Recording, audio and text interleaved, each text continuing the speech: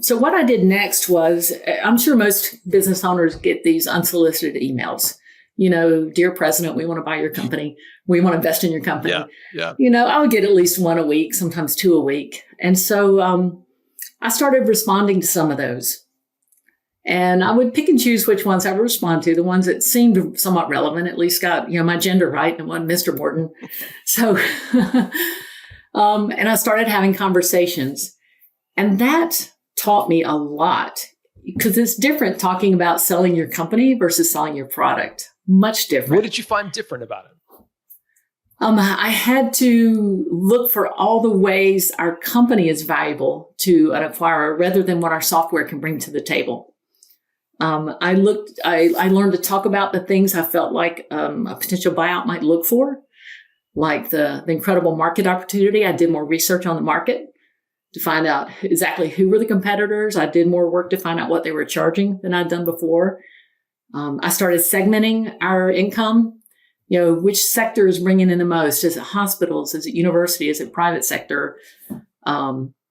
It caused me to think about it differently than what I'd done trying to sell just the software. Mm-hmm. And I created a value proposition document. And that document, it changed so much over the course of the year of me going through this exercise because I kept learning. To be clear, the value proposition was not of buying the software. It was of buying the company. You created a one-pager. Here's the value proposition. We're in a growing market. There's all this upside, that kind of stuff. So where does it go from there? Are these solicitors, these 10 conversations, are they starting to increase their offers from the kind of 2x revenue? Or are you starting to get a sense that there may be more on the table? I started getting a sense there was more. I felt like the more I talked about my company, the more ideal it was for an acquirer to take it. It's an emerging market, and we were early to market. We had a stable product, and we were doing work with the federal government, which takes a ton of effort.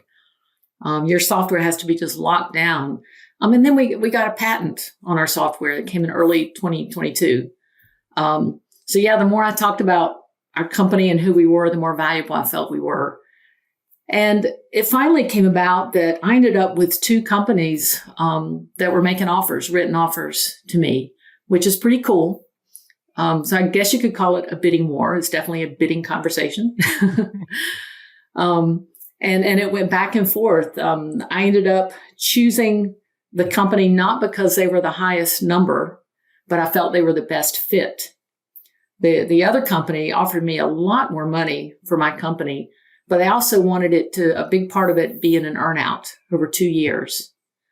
And, last summer when I was working on this, I'm approaching 60 and I'm thinking, do I really want to work that hard for the next 2 years to try and ramp it up? So I ended up choosing the one company, JDM there in Canada, because they just felt like they were the better fit. We were aligned on our values. They seemed to get it. The software side, what we do. And for them, 𝘎𝙀 was a strategic buy. They had a lot of companies that do facility management, like work order systems, asset management, but they didn't have anything like 𝘎𝙀 that handles all the information. So it was a nice fit with their complement of companies. Yeah. And can you give a sense of the earnout deal?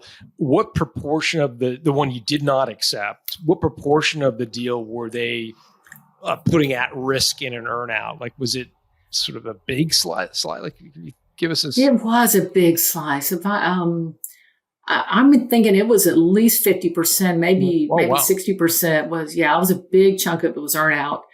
And they let me play with the earnout numbers and percentages and kind of tweak it a bit. And I really thought about it. John, if I'd been 35, I probably would have jumped on that. I would have been willing to try and reach and stretch and grow. But honestly, I think I had taken 𝘎𝙀 as far as I could take it. I felt like the next person or company to lead 𝘎𝙀 needed to launch it globally with a big marketing and a big sales plan. I took a very physical, conservative approach.